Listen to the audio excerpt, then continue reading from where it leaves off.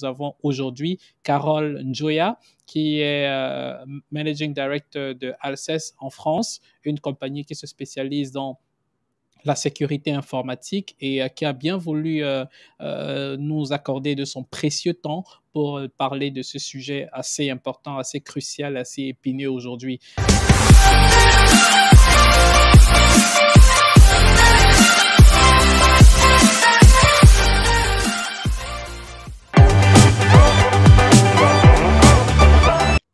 Pour ceux qui ne me connaissent pas, je suis donc Carole Njoya et je suis ravie de diriger depuis bientôt 3 ans maintenant Alces, qui est une entreprise de services numériques que j'ai fondée en 2018 et qui accompagne ses clients dans justement qui accompagne ses clients pour faire face aux incertitudes qui pèsent justement sur leur patrimoine de données, compte tenu effectivement du contexte que tu as décrit tantôt, avec beaucoup de pertinence et d'actualité, compte tenu effectivement de l'exposition au risque de piratage informatique de ces données dans les entreprises, et compte tenu aussi, et ça pour le coup c'est un ajout de ma part, compte tenu aussi de l'inflation réglementaire, c'est-à-dire des obligations que les États et un certain nombre d'acteurs de la régulation de la protection des données imposent aux sociétés, quel que soit leur secteur d'activité et finalement quelle que soit leur taille.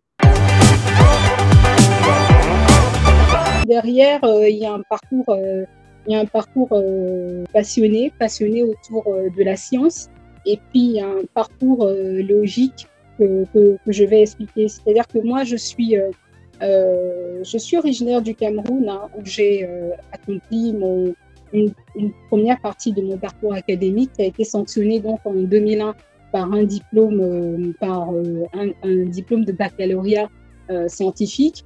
Et dès l'obtention effectivement de mon baccalauréat scientifique, j'ai décidé de poursuivre mes études en France, du côté de Lille, où à l'Université catholique, donc j'ai embrassé des études spécialisée en mathématiques et en informatique, où j'ai appris effectivement les notions de réseau, de langage de programmation, programmer sur différents langages. Et on est suivi effectivement un enchaînement sur une licence de mathématiques pure.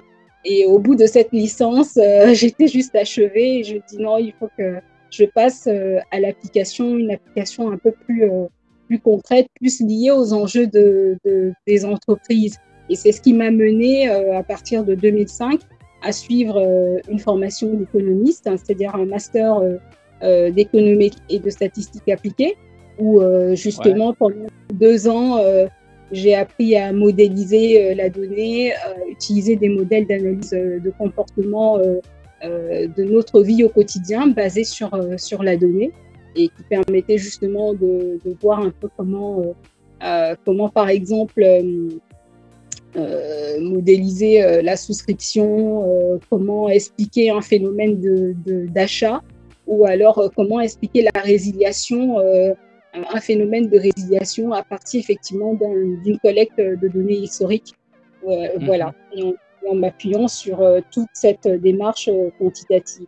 Donc une fois diplômée, j'ai pris pour option de commencer. J'ai commencé chez un assureur, Aviva pour ne pas le citer, qui était à l'époque en 2008 le 5e assureur européen, à la direction marketing.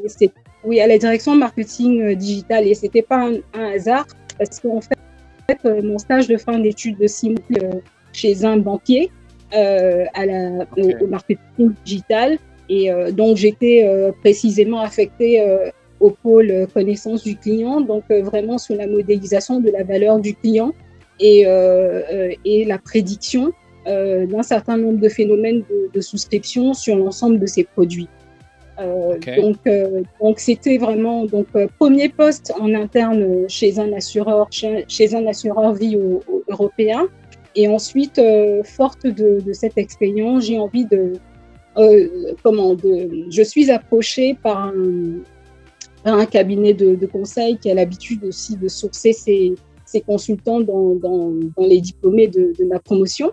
Et ce OK. cabinet me propose une opportunité que je ne pouvais pas refuser. Et c'est comme ça que je rejoins donc le cabinet Humanis sans le H, qui est coté en bourse.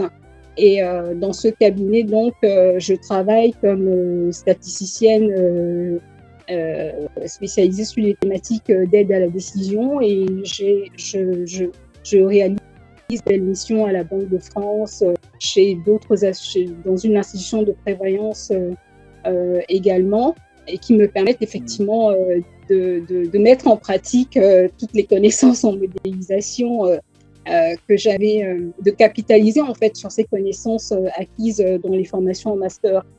Voilà.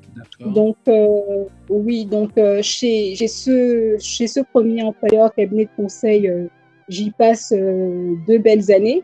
Et Mmh. donc, l'équipe au sein de mes managers dans l'équipe, en fait, décident de créer leur propre boîte de conseil et me Ah demandent si d'accord. je veux, oui, je me demande si je veux les suivre.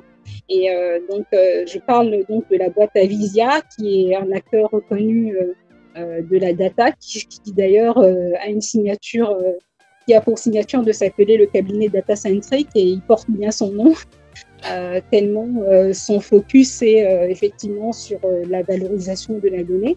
Et donc, c'est comme ça OK. que effectivement, je rejoins mes managers dans cette aventure. Et je continue donc effectivement en tant que consultante à travailler donc sur les modélisations statistiques. Et à partir de 2012, en fait, il me positionne sur des missions liées à la gestion des risques sous Solvabilité 2, qui en fait est une réglementation européenne qui s'applique aux compagnies des assurances et qui doit rentrer en vigueur 4 ans plus tard, en fait, en 2016. Mais pour le coup, ils ont bien flairé l'opportunité. Et donc, c'est OK. comme ça que j'ai pour client le crédit. D'abord, la COFAS, qui est le premier assureur crédit international. Et à la Mmh. COFAS, effectivement, je travaille donc sur les stress tests, c'est-à-dire en fait des modèles de simulation des Mmh. chocs que peut recevoir, des chocs extrêmes que peuvent recevoir une compagnie d'assurance, c'est-à-dire de la sinistralité, des sinistres importants, Ouais. ou alors de la baisse de taux, ou même du risque opérationnel, hein, c'est-à-dire un incident informatique majeur qui provoque l'arrêt de l'activité. Et Ouais. justement, le but de mon activité est de calculer justement les fonds propres, le niveau de fonds propres suffisant pour permettre à la compagnie de continuer à payer des sinistres, continuer à ne pas faire faillite en fait en cas de Ouais. sinistralité exceptionnelle. Voilà. Mmh. Donc je travaille sur vraiment cette réglementation. J'accompagne des clients cette réglementation donc, de 2012 jusqu'à 2017. Et en 2017, je rejoins encore, je suis débauchée par la Matmut, qui est le 7e assureur français, et qui me demande effectivement d'être pour le groupe leur risk manager. Donc, poste que je rejoins, je suis ravie de rejoindre. Et c'est le dernier poste que j'occupe avant de fonder Alcise, effectivement, un an plus tard, en 2018. Mmh. Alors la réponse, la régulation dépend encore une fois de l'endroit, du lieu de domiciliation de l'entreprise. Et pour répondre à la question posée, donc je prendrai plusieurs hypothèses. C'est-à-dire que si l'entreprise est effectivement domiciliée sur l'espace européen, elle est au minimum tenue de se conformer au RGPD.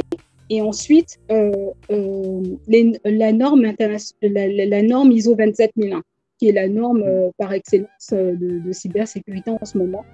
Et une autre réglementation, et ça pour le coup, c'est un référentiel. Et un D'accord. autre référentiel qui est aussi très recherché, c'est le référentiel NIS, NIS, qui est un référentiel qui est utilisé par les plus grands groupes pour renforcer justement leur dispositif de sécurité de l'information.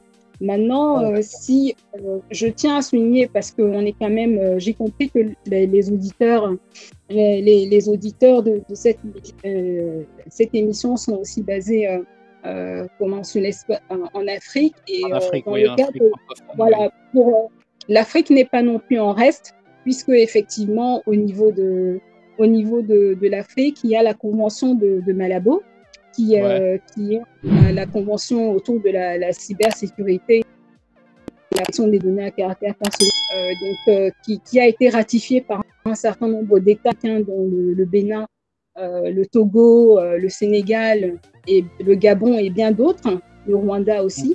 Et donc, les banques, les sociétés d'assurance et un certain nombre d'entreprises qui sont domiciliées dans ce secteur appliquent, en tout cas, font des efforts d'implémentation de ces mesures-là avec bien sûr l'accompagnement des autorités de protection de données locales.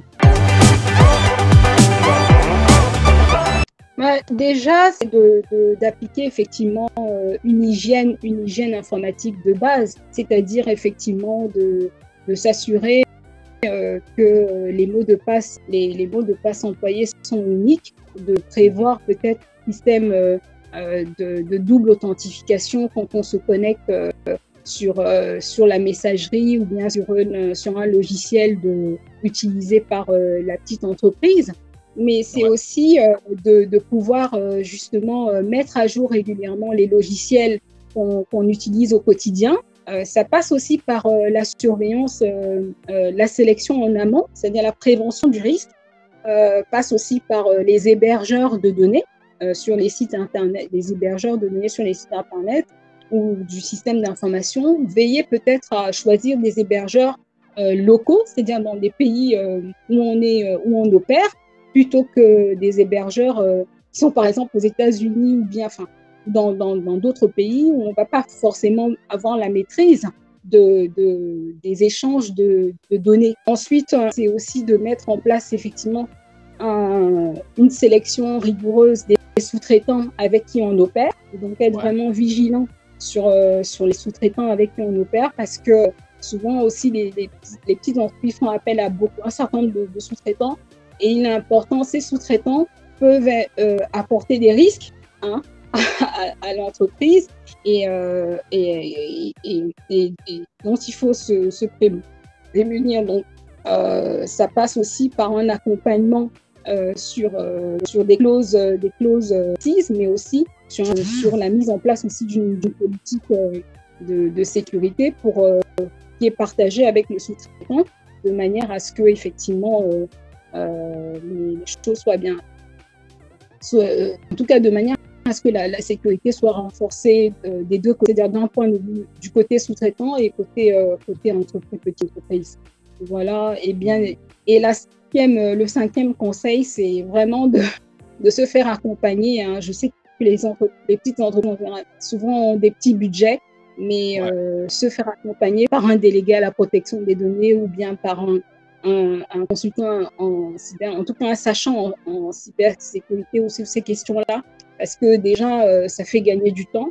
Et de deux, ils savent de quoi ils parlent et ils iront vite et de façon précise sur le renforcement des dispositifs.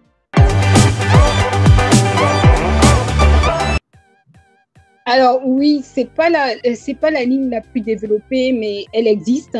Là-dessus, on a une formule qui se fait par abonnement, une formule à abonnement mensuel en fait, et qui permet effectivement à la PME de couvrir sa conformité au RGPD sur son site internet et puis sur l'ensemble des points de contact ou bien des points d'échange de données avec ses clients. Voilà. Donc, on a une offre comme ça, un package sous forme d'abonnement. Et si vous souhaitez en savoir plus, moi, je vous invite à déjà visiter le site internet www.alces.com, donc alc2es.com, et à nous déposer un message sur le formulaire de contact à cet effet.